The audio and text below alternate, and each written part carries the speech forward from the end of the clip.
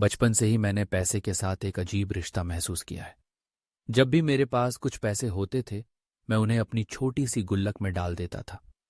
मुझे याद है, मेरी माँ हमेशा कहती थी, बेटा, पैसे बचाना सीखो, ये तुम्हारे भविष्य के लिए जरूरी है। लेकिन उस समय मुझे यह सब बहुत साधारण लगता था। फिर कोविड-19 के बाद जब मेरे परिवार को गांव छोड़कर कहीं और बसने का सोचना पड़ा, तब मैंने महसूस किया कि पैसे का सही प्रबंधन कितना महत्वपूर्ण है। मेरे पिता की सेहत भी ठीक नहीं थी और माँ हमेशा चिंतित रहती थीं कि कैसे हम अपनी जरूरतों को पूरा करेंगे। इस बीच मेरी पढ़ाई पर माँ का जोर और बढ़ गया। वही ईशी हमेशा कहती थीं, अच्छी पढ़ाई करो ताकि तुम एक अच्छी नौकरी पा सको। लेकिन मैं सोचता था, क्या पढ़ाई से पैसे अपने आप आ जाएंगे? मुझे समझ में नहीं आता था कि हमारी आर्थिक स्थिति हमेशा क्यों अस्थिर रहती है। फिर एक दिन मैंने बिजनेस ब्लास्टर प्रोग्राम में दाखिला लिया। वहां मेरी मुलाकात मनिका से हुई, जो कक्षा 10 की छात्रा थी। उसने मुझे वित्तीय साक्षरता के बारे में बताया। शुरू में मुझे लगा कि यह बस एक और विषय है, लेकिन उसने मुझे बताया कि वित्तीय साक्षरता केवल एक विषय नहीं है, बल्कि यह हमारे लिए वित्तीय स्वतंत्रता का रास्ता है। वित्तीय साक्षरता का मतलब है पैसे के प्रबंधन की समझ होना। यह हमें सिखाता है कि हम अपनी आय, खर्च, बचत और बजट को कैसे संभालें। यह हमें आत्मनिर्भर बनाता है ताकि हम वित्तीय स्थिरता हासिल कर सकें। मनिका ने कहा, यह हमारे जीवन के हर निर्णय में महत्वपूर्ण है। मैंने सोचा, क्या यह सच में इतना महत्वपूर्ण है?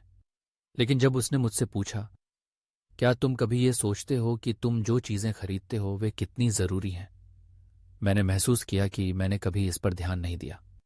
वित्तीय साक्षरता के 3 मुख्य पहलू हैं: खर्च, बचत और निवेश। खर्च करने के लिए हमें पैसे की जरूरत होती है और वित्तीय साक्षरता हमें समझने में मदद करती है कि हमें पैसे कैसे खर्च करने चाहिए। मनिका ने कहा, अगर तुम समझते हो कि क्या जरूरत है और क्या चाहते हैं, तो तुम सही तरीके से पैसे खर्च कर सकते हो। बचत का मतलब है अपनी आय का एक हिस्सा भविष्य के लिए सुरक्षित रखना। यह हमें आपात स्थितियों के लिए तैयार करता है। मनिका ने मुझे एक उदाहरण दिया। अगर तुम्हारी आय 100 रुपये है तो तुम 80 रुपये खर्च कर सकते हो और 20 रुपये बचा सकते हो। फिर उसने मुझसे कुछ सवाल पूछे। क्या तुम सोचते हो कि तुम जो चीजें खरीदते हो वे जरूरी हैं?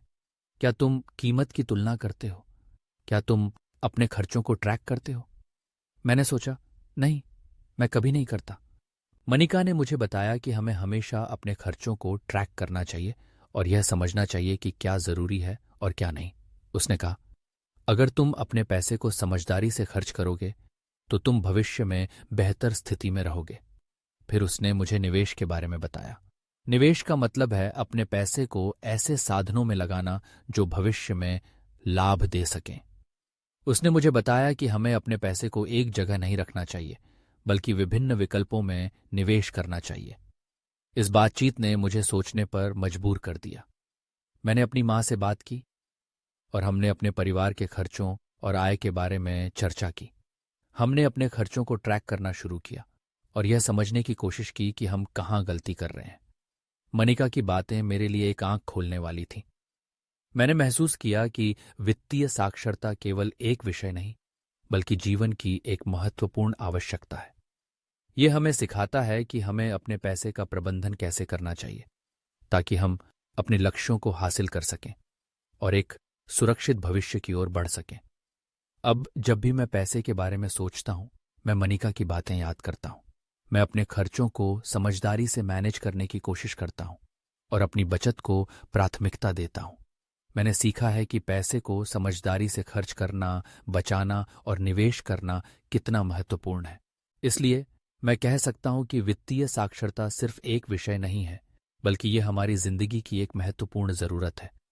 यह हमें आत्मनिर्भर बनाता है और हमें एक सुरक्षित और खुशहाल भविष्य की ओर ले जाता है।